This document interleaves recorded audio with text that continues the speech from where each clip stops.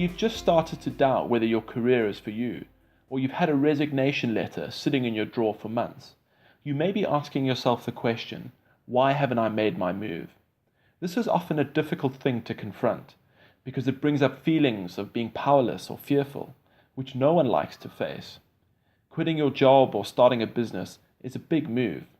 Stepping out into the unknown brings up the most primal of fears. Yet we reach a point of such pain in our existing jobs that we don't really care what happens. It's usually at this point that we make an impulsive decision. So it begs the question, why do we wait until things get unbearable?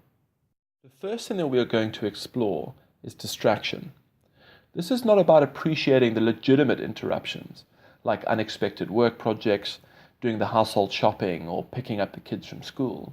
It's about understanding the distractions we unconsciously use to avoid the reality that we need to make the leap. Many people fear going out on their own or starting a business, so they go from one idea to the other, consistently being excited by the next best thing. This behavior has nothing to do with finding the right idea, but avoiding having to act on one altogether. We are also unaware of how technology creeps into our lives, allowing us to be unintentionally distracted more frequently. Consider all the calls, messages, newsletters, and pings that you receive on an hourly basis. Even if you are only distracted by each for a few moments, together they eat into the time that you should be planning your next big move. Another factor that influences action that people don't often consider is accountability. Having to answer to someone on your progress gets you focused and resourceful. When at work, you have your manager and your up-and-coming performance review breathing down your neck, so you naturally get distracted less. But when it comes to your own career, you answer to no one but yourself, so are more susceptible to being distracted. Sure, you may have a loving parent or partner, but when it comes to taking ownership and control of your own career, you answer to only the person that greets you in the mirror every morning. Many people get a mentor or a coach because it creates a positive touchstone of accountability and stops you getting distracted from your most important goals. It also creates an unbiased and non-judgmental space for you to reflect on your progress. The next thing that we need to consider is confidence. Obviously, changing career or starting a business requires trust in yourself, but it begs the question of what erodes confidence in the first place. Many people have had a lot of problems in their career journey. Being unemployed for some time or taking ages to find direction does not bode well for anyone who realizes they are not happy. Then we have to deal with the fact that changing career always involves some risk. The psychology of risk-taking affects everything from investing to getting married. Let's say you're playing poker and you're required to bet 5% of all of your chips on one hand. Most of us would not be too concerned by taking that bet, even if we weren't sure we were going to win. Let's say you're playing the same hand, but this time you have to bet all of your chips. Most of us, within reason, would not take that bet unless we were sure we were going to win. From a career transition point of view, most people only explore a few alternatives, and when they discover something that they think they'll enjoy, they're essentially betting all of their professional fulfillment on one career.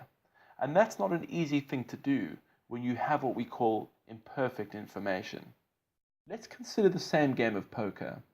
Assuming you were somehow able or willing to cheat and knew exactly what cards the other person had, you would have no hesitation in betting all of your money because you have perfect information. You know that you will win. But if I asked you to bet the same hand blind, meaning that you had no idea what your cards were, you don't just have imperfect information, but no information at all. It does not get any riskier than that. Let's consider what perfect information means from a career exploration perspective. You start with being exposed to a new career, business idea, or experience. Naturally, you'll begin by conducting general research on the internet. If you are still interested, you should meet someone who knows the industry, can share their experience, the highs and lows, the sacrifices made, and what it takes to be successful. They would also be able to challenge your expectations and help you explore whether you are a right fit for the profession or industry. If things are still resonating, it makes sense to meet other people in that profession because they will all have different perspectives and have followed different paths into the industry.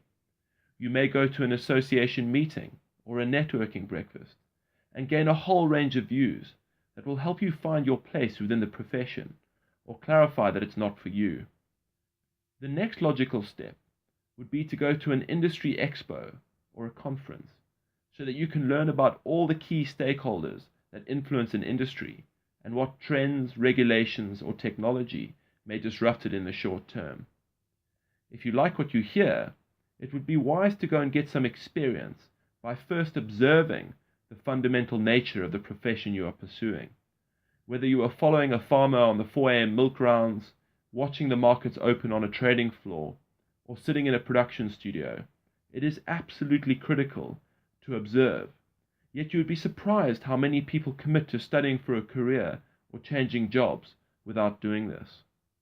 If you like what you see, then one should get actual work experience, whether it be just for a few days or a few weeks. It is only through following this process that one can have close to what we call perfect information. The reality, however, is that many people don't even come close to following this logical and incremental strategy. They rely more on theoretical assumption, which compared to direct experience always provides imperfect information.